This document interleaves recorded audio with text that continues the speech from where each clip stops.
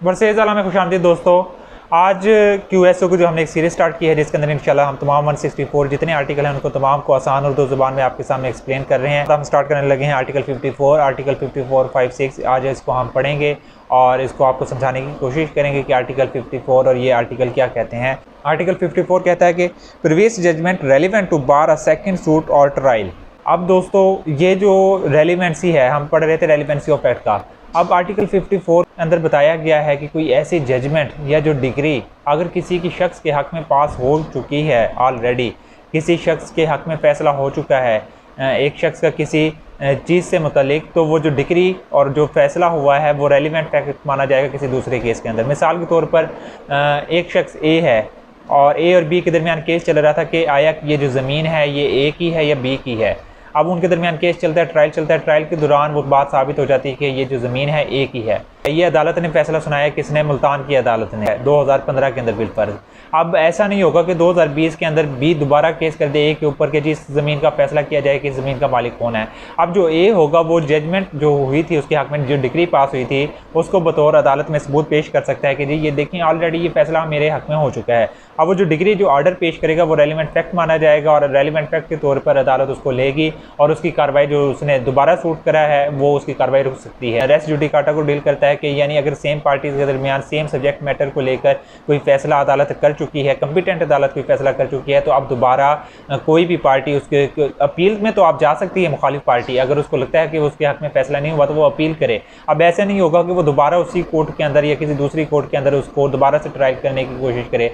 यही बात आर्टिकल 54 के अंदर बताई गई है कि कोई ऐसी जजमेंट, कोई ऐसी डिग्री फैसला हो चुका है वो भी रेलिवेंट फैक्ट माना जाएगा। अब आ जाते हैं आर्टिकल 55 की तरफ। आर्टिकल 55 कहता है relevancy of certain judgements in probate ATC jurisdiction. दोस्तों इसके अंदर दो लफ्ज़ आपको समझने वाले हैं इस आर्टिकल 55 के अंदर के प्रोबेट और मैट्रिमोनियल। प्रोबेट अगर आपको पता हो, इसकी डेफिनेशन पता हो, तो कोई शख्स कोई विल करके जाता है, वसीयत करके जाता है, तो उस वसीयत को एग्जीक्यूशन के लिए एक प्रोबेट जारी होता है। यानी अगर कोई शख्स वसीयत करके गया कि मेरी फ़लाँ ज़मीन फ़लाँ को दे देना, मेरे फ़लाँ पैसे बैंक अकाउंट को फ़लाँ को दे देना, तो जिस शख्स को वो एग्जीक्यूटर एक होता है वसीयत पे जो अमल दरामद जो करता है, तो वो एग्जीक्यूटर जो होगा वो उस शख्स के मरने के बाद जिसने वसीयत की थी वो प्रोबेट हासिल करता है। तो मैट्रिमोनियल क्या होता है? मियाँ बीवी के दरमियान ताल्लुक होता है, उसको मैट्रिमोनियल रिलेशन बोलते हैं। तो जो मियाँ बीवी के आपस में हकूक़ और प्राइस की जो तयन करता है उसे मैट्रिमोनियल रिलेशन कहते हैं, ज़वाजी ताल्लुकात बोलते हैं। तो इसके अंदर ये बताया गया है कि अगर कोई जजमेंट किसी प्रोबेट से मैटर है मुतल्लिक है, किसी मैट्रिमोनियल रिलेशन से मुतल्लिक है, या कोई ऐसी जजमेंट जिसने किसी शख्स के हक़ में कोई ख़ास राइट पैदा किया है या किसी शख्स से उसका ख़ास हक़ छीना है, यानी राइट को पैदा कर किया है किसी जजमेंट के ज़रिए किसी शख्स को अदालत ने कोई हक़ दिया है, या किसी अदालत ने किसी जजमेंट डिग्री के ज़रिए किसी शख्स से हक़ को छीना है, तो वो भी जजमेंट क्या होगी? रेलिवेंट फैक्ट मानी जाएगी। यानी प्रोबेट से मतलब मैट्रिमोनियल रिलेशन से मतलब या कोई ऐसी जजमेंट जो किसी शख्स के हक़ में राइट को पैदा कर रही है, हक़ दे रही है या हक़ छीन रही है, तो ऐसी जजमेंट अदालत के अंदर रेलिवेंट होगी। बिलफर्ज अदालत मिसाल मैं आपको दे देता हूँ इसके अंदर कि एक शख्स ए है, वो था एग्जीक्यूटर, यानी एक शख्स बी जो फोत हो गया, उसकी जजमेंट उसकी जो प्रॉपर्टी थी, जो विल थी, उसको एग्जीक्यूट किसने करना था? उस विल को ए ने करना था। अब ए ने प्रोबेट हासिल कर लिया, यानी वो एग्जीक्यूशन जो विल की जो वसीयत थी उस पर अमल दरामद के लिए जो प्रोबेट एक सर्टिफिकेट होता है अदालत की तरफ से उसने हासिल कर लिया।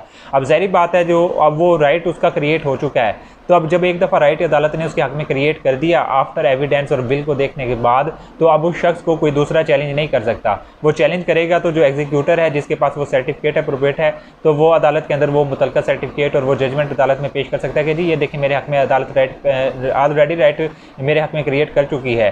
तो ऐसी जजमेंट, ऐसी डिग्री रेलिवेंट फैक्ट मानी जाएगी। ये आर्टिकल 55 के अंदर बताया गया है। अब आ जाते हैं आर्टिकल 56 की तरफ। ये बताता है relevancy and effects of judgment order of degree other than those mention in article 55।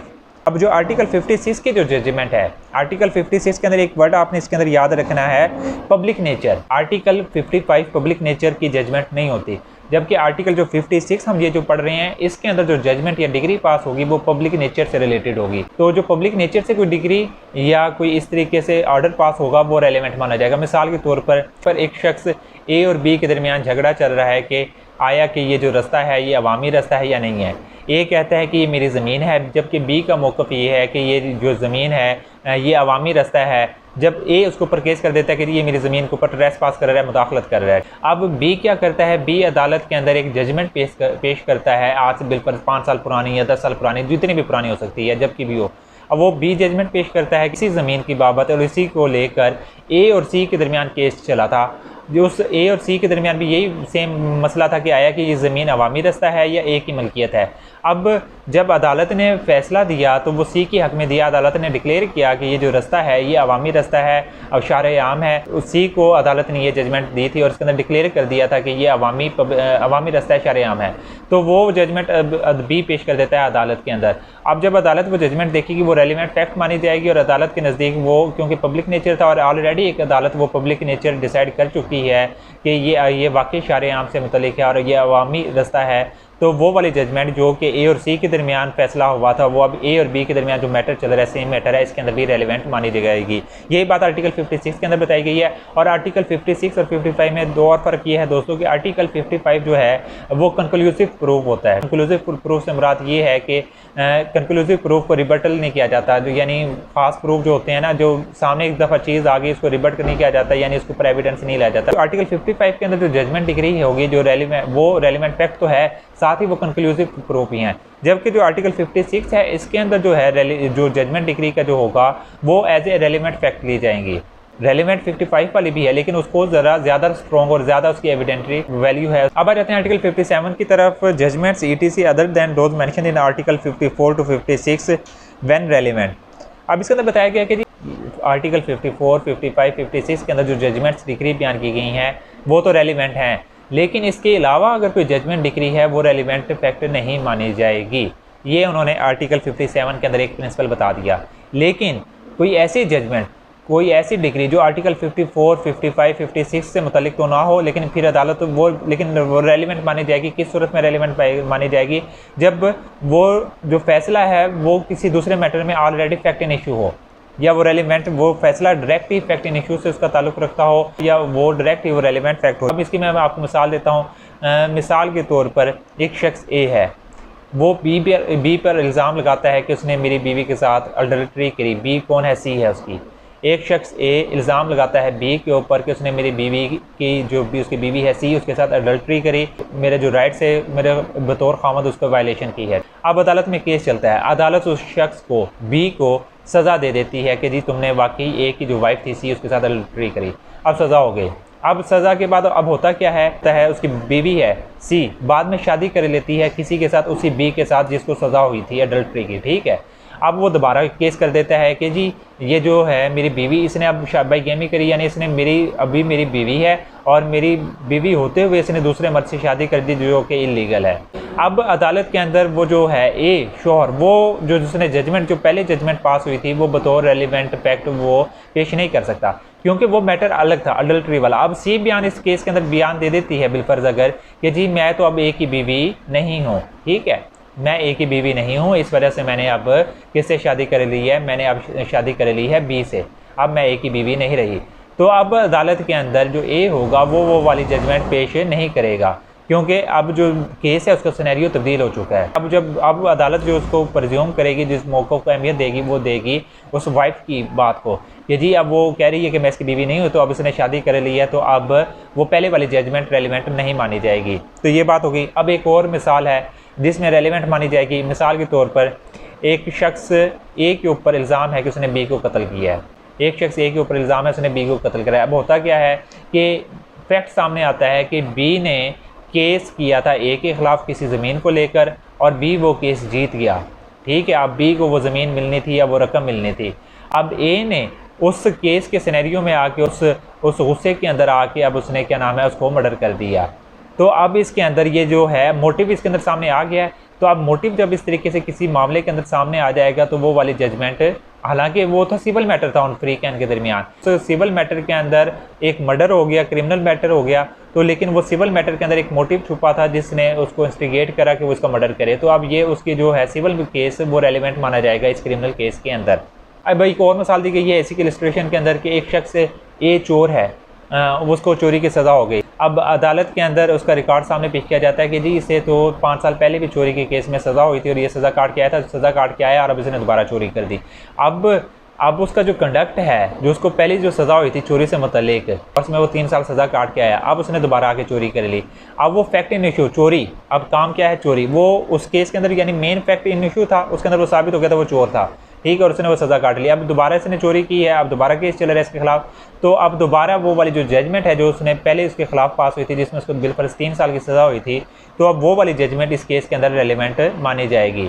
तो जब दोस्तों बात ये है कि इस आर्टिकल के अंदर जस्ट ये बता दिया गया है कि आर्टिकल 57 में आर्टिकल 54, 55, 56 के तहत फिर कोई जजमेंट्स बयान की गई हैं वो तो रेलिवेंट है, अदरवाइज कोई और जजमेंट रेलिवेंट नहीं है। लेकिन इसके एक्सेप्शन क्या बयान कर दी कि कोई जजमेंट, कोई ऑर्डर जो फैक्ट इन इशू से डायरेक्ट जिसका ताल्लुक है, जैसे कि मैंने आपको चोरी वाली में मिसाल दी, जैसे मैंने आपको वो मोटिव वाली मिसाल दी, या जिसके अंदर जो other provision of this code है, ठीक है, other provision of this code के अंदर जिस तरह अदर प्रोविजन के अंदर हमने रेलिवेंट फैक्ट के अंदर मोटिव पढ़ के आए थे, तो अदर प्रोविजन के अंदर जो रेलिवेंसी ऑफ फैक्ट के अंदर जो मोटिव वाला आर्टिकल थे वो यानी वो इसको डील कर रहे हैं यहाँ। तो कोई ऐसी जजमेंट, कोई ऐसी डिग्री जो डायरेक्ट जिसका फैक्ट इन इशू से ताल्लुक हो और जिसका other provision of this code से ताल्लुक हो, जैसे वो मोटिव क्रिएट हो गया था, हालांकि था सिविल मैटर पार्टीज के दरमियान, लेकिन सिविल मैटर की वजह से उसने क्रिमिनल एक्ट करा, तो क्रिमिनल एक्ट के अंदर भी वो सिविल मैटर की जो जजमेंट है वो रेलिवेंट मानी जाएगी।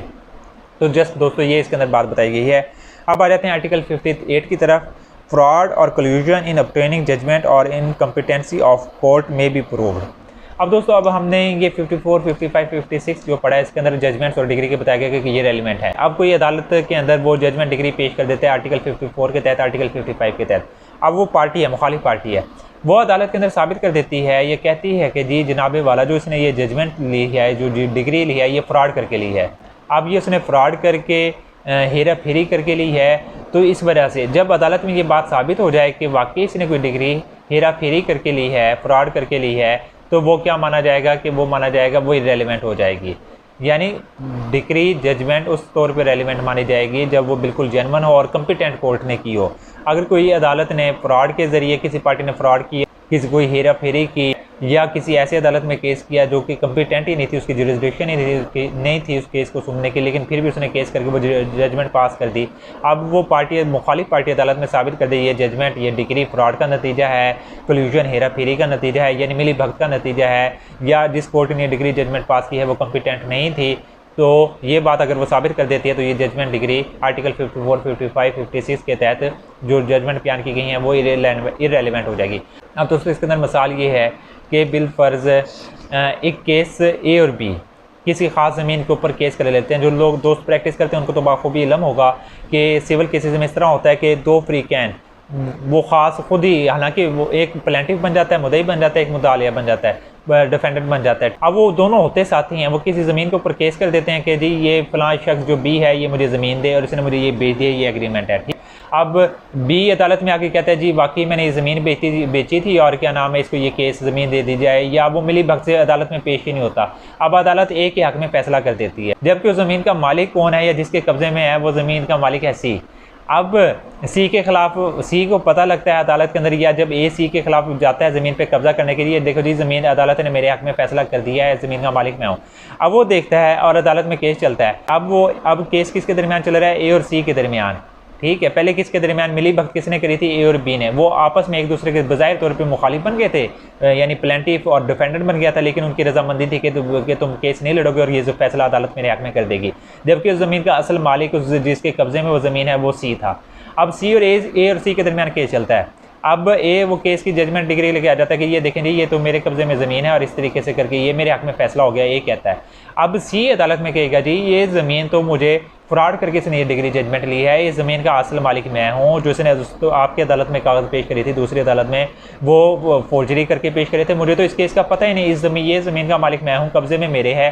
तो ये बी कौन होता है ये कहने वाला कि जी ज़मीन का ये मैंने इसे बेच दी थी, और जबकि वो बी तो ज़मीन का मालिक नहीं था। ये इन्होंने मिली भगत करके, कल्यूजन करके आपस में ये इस तरीके से केस रचाया। अब जब सी अदालत के अंदर ये साबित कर दे कि ज़मीन का काबिज़ मैं हूँ, मालिक मैं हूँ, और उसके अंदर तो बी का इंटरेस्ट ही नहीं था, ना ए का है कोई मामला है, तो वो वाली जो जजमेंट जो ए ने हासिल की है वो इरेलीवेंट हो जाएगी इस आर्टिकल 58 के तहत। तो दोस्तों ये बात बताई गई है कि आर्टिकल 54 से लेकर और 58 तक कि कौन सी जजमेंट, कौन सी डिग्री, कौन सा ऑर्डर रेलिवेंट होगा, कौन सा नहीं होगा। उम्मीद है कि आप इस बात को समझ गए होंगे। मजीद किसी किस्म की कन्फ्यूजन है तो आप मुझसे कमेंट सेक्शन में पूछ सकते हैं, मैं कोशिश करूँगा आपको समझाने की।